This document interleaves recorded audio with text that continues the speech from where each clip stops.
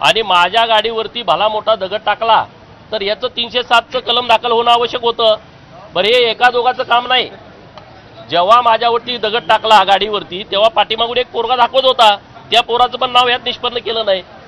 जो मुलगा 40 फोन दिवसभरामध्ये माझ्या दौऱ्यामध्ये जी मुलं आहेत त्यांना फोन केला होता त्यामध्ये पण त्याचा तपास लागलेला नाही। तर माझी विनंती अशी आहे की बाबा ज्याला दगड टाकला हो का आशीर्वाद घ्यायला कोणाचा गेला? हे कोरोनामधला फोटो आहे। हे कधी घडलंय? माझ्या गाडीवरती दगड टाक आता मास्क काय म्हणल्यानंतर तुमच्या लक्षात येतंय 2021ला कोरोनाची परिस्थिती होती आणि तेव्हा हा यांचा आशीर्वाद घ्यायला गेला। यांनी कौतुक केलं, गोपीचंद पळळकरच्या गाडीवरती दगड टाकला तर त्याचं कौतुक आहे। हा याचा मास्टर माइंड आहे या सगळ्या प्रकरणाचा। बरं हे मी म्हणत नाही, मी एक दुसरं प्रकरण तुम्हाला दाखवणार आहे आणि म्हणून मी या गोष्टीवरती हे बघा माझ्या गाडीवरती दगड टाकला का खांद्यावर हात टाकून म्हणजे त्याला बक्षीस स्वरूपामध्ये सांगतो ना मी तुम्हाला। हे जे सगळे फोटो आहेत एकाच फॅमिलीतील लोकांशी कसं काय फोटो आहेत या सगळ्या प्रकरणामध्ये?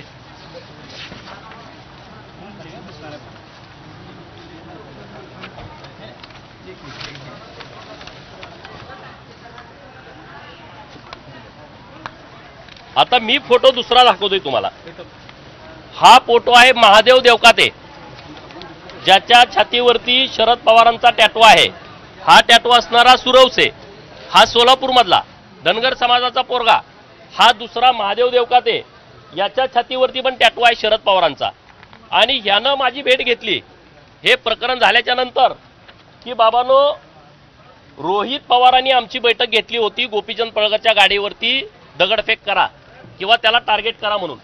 हे मी म्हणत नाही, ज्याच्या आणि त्यांचे फोटो सगळ्यांशी आहेत बघा, त्यांच्या फॅमिलीतल्या सगळ्या लोकांशी त्यांचे फोटो आहेत। हे बघा महादेव देवकाते काय म्हणतोय की गोपीचंद पळळकरच्या गाडीवरती दगड टाकण्यापूर्वी रोहित पवारांनी आमची बैठक घेतली होती आणि दगड टाकायला सांगितलं होतं।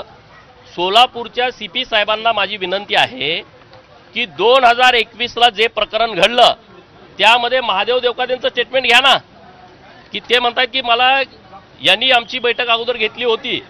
आता तिथं या सगळ्या प्रकरणाची सुरुवात झाल्याच्या नंतर हे दिवसेंदिवस प्रकरण वाढत गेलंय।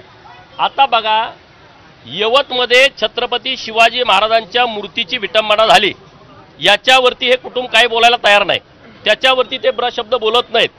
मी स्वतः त्या यवतमध्ये जाऊन छत्रपती शिवाजी महाराजांच्या मूर्तीची विटंबना केलेल्या घटनेचा निषेध करून सर्व हिंदुत्ववादी कार्यकर्ते जे एकत्रित झाले होते ज्यांची संख्या 20-25 हजाराच्या वर होती आणि त्यामुळे हे सगळी लोक बिथरलेली आहेत। पश्चिम महाराष्ट्रामध्ये हिंदुत्ववादी कार्यकर्ता एकजूट होतोय, एकत्रित होतोय, तर जी लोक पुढे काम करतायत त्यांना डिस्टर्ब करा, त्यांच्या जवळच्या कार्यकर्त्यांना मारझोड करा, त्यांना मारून टाकायचा प्लान करा।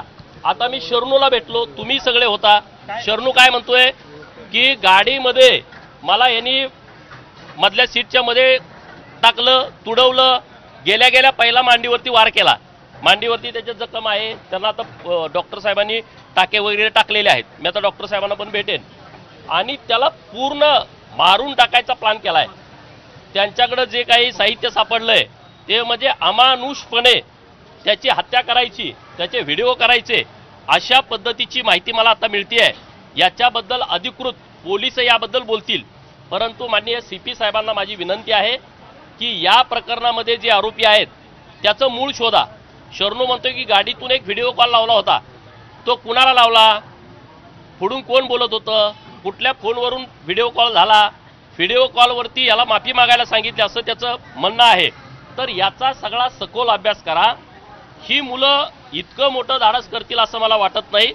कुणीतरी याला पाठीमाग असल्याशिवाय, बॅकबोन असल्याशिवाय हे प्रकरण इतक्या टोकाला जाऊ शकत नाही।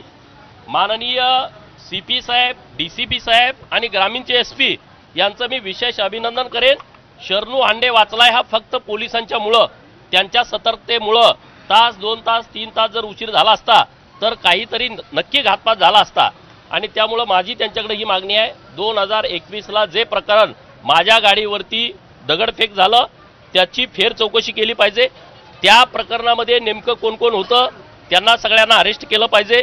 त्यांचा मूळ कोण आहे महादेव देवकात्याचं स्टेटमेंट घेऊन त्यांची जर बैठक झाली असेल तर रोहित पवारांना त्या प्रकरणामध्ये आरोपी केला पाहिजे आणि नंतर या सगळ्या प्रक्रियेमध्ये 307चं कलम लावलं पाहिजे। एक मोठा दगड तुम्ही डायरेक्ट गाडीवरती टाकता, मग 307चं कलम लागलं पाहिजे, तेव्हा त्या सरकारांचं नसल्यामुळे लागलेलं नाही। ही माझी पहिली मागणी आहे। दुसरी मागणी, कालचं जे प्रकरण झालेलं आहे या प्रकरणाच्या मुळापर्यंत जाऊन आता सांगितलं की 3 मुलं तिथं उतरली, ती मुलं कोण होती, त्याला कुणी पाठवलं, यांची तर पोच नाही, पुण्यातली मुलं ह्यांच्या कशी काय कनेक्टमध्ये येऊ शकतात, पुण्यातनं गाडी भाड्यानं कशी काय मिळू शकते, हे सगळं पूर्णपणे प्लॅनिंग करून केलेलं हे सगळं प्रकरण आहे आणि त्यामुळं त्याचं पूर्ण व्यवस्थितपणे शोध घेऊन ती मुलं म्हणत याला मारायचं नाही असं शरणूचं म्हणणं आहे। त्यांच्यामध्ये